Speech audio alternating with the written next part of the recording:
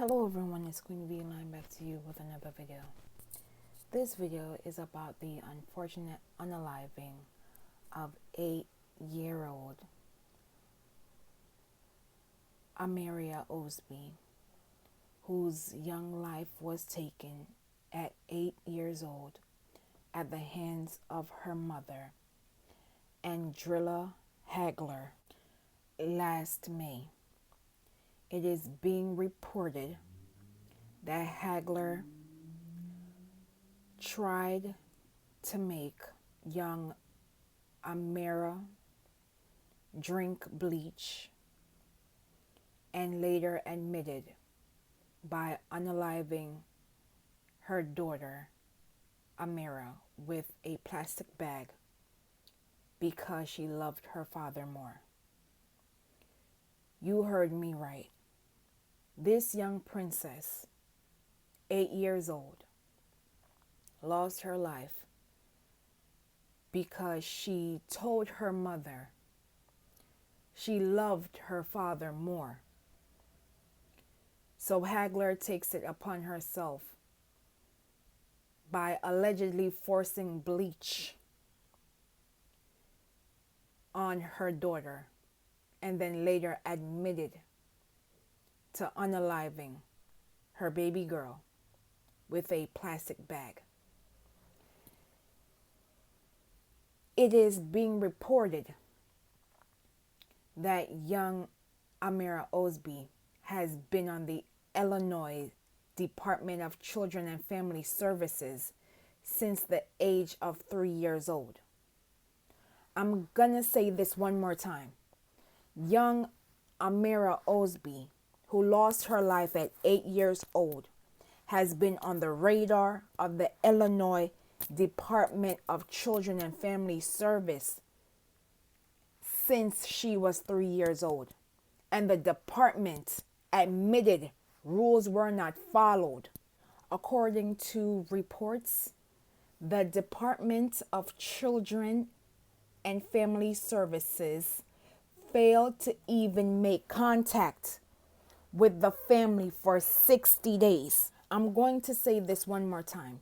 The Illinois Department Children and Family Services failed to even make contact with the family for 60 days after a neglect call was made on Amaria Osby's behalf last spring. Her father, DeMarcus Osby, spoke to CBS 2, where he stated in part, "They could have got her. They could have got my daughter. They could have got my daughter and saved her life." Last year, prior to this unfortunate loss of life, Mr. Osby placed the neglect call and was repeatedly denied custody of his own daughter. Mr. Osby went on to state his own theory on what motivated this unfortunate unaliving. He stated she told the truth to the agent. She didn't lie. Now you will watch this brief news clip and I will be back with more commentary. Last May, Amaria Osby was 8 when her mom tried to get her to drink bleach, later admitting to suffocating her with a plastic bag because she loved her father more. I love you. Just hours earlier, Amaria and her mom, Andreal Hagler, were visited at their Uptown apartment by state child welfare workers from the Department of Children and Family Services, an office that failed to even try to make contact with them for 60 days after a neglect call on Amaria came in last spring. What do you make of that, 60 days? 60 days, honestly, a slap in the face. They could have got her. They could have got my daughter. They could have got my daughter and saved her life. Last June, Amaria's father, DeMarcus Osby, told me he was the one who placed that neglect call, and he was repeatedly denied custody of the girl, offering his opinion on what motivated the murder. Because she told the truth to the agent. She told the truth. She didn't lie. What truth did she tell? that my mother was beating her. But this report, obtained by CBS 2 from the Cook County Medical Examiner, sheds new light on what those agents saw and said to Amaria's mom hours before the crime. According to family members, the ME's report says Osby's mother had a meeting with the Department of Children and Family Services, and Osby was going to be taken away from her mother and placed in the care of another guardian. If true, it flies in the face of the Department of Children and Family Services version of events this June, which read an investigator visited the family and spoke with the mother and child. There were no noted concerns for physical abuse or neglect. We asked DCFS if they stand behind that June statement, and late Tuesday they told us if the investigator determined the child was in danger, DCFS would have taken custody immediately. DCFS does not speculate on future actions during an ongoing investigation, and in this case, no decisions had yet been made. Both the DCFS worker and supervisor on the Amaria case were pulled from child care services duties. One of them has now been put back in the care of children and caring for kids. The other one, we don't know. DCFS wasn't able to put a finer point on that for us tonight. Amaria's dad did not want to speak with us tonight. Her legal team, her family's legal team, says they just received today the same documents that we received today. It's too early yet for them to comment. This story is tragic on so many levels. This tragedy could have been avoided had they listened to this 8-year-old child. This baby, this princess, Amaria Osby, had the courage to speak up because her mother was violating her.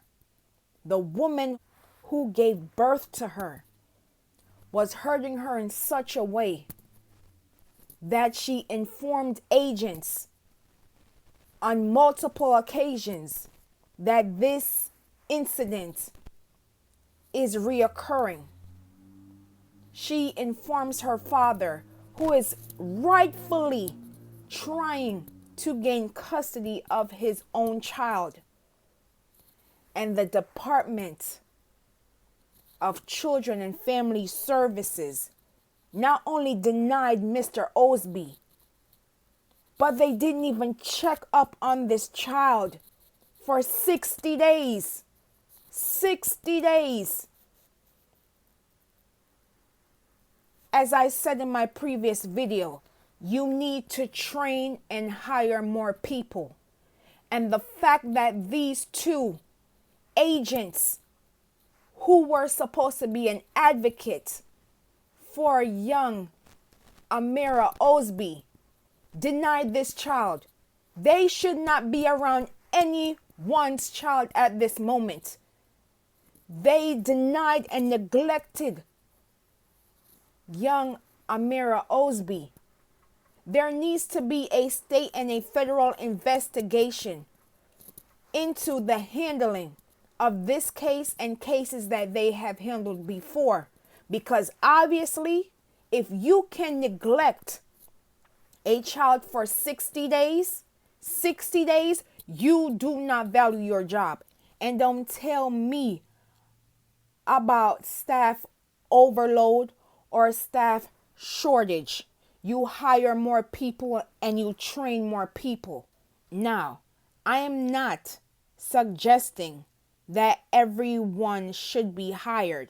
But what I am stating is, if you have job vacancies, then it is up to DCF to actively seek persons in communities by going to them, such as community meetings, city council meetings, going to the library and posting those job postings.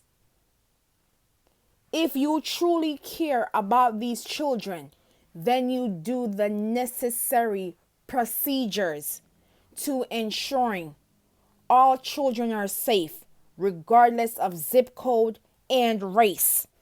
And I would not be surprised if Mr. Osby files suit against the Illinois Department of Children and Family Services because they failed his daughter. His daughter is no longer here because they neglected and denied a child's claim of abuse.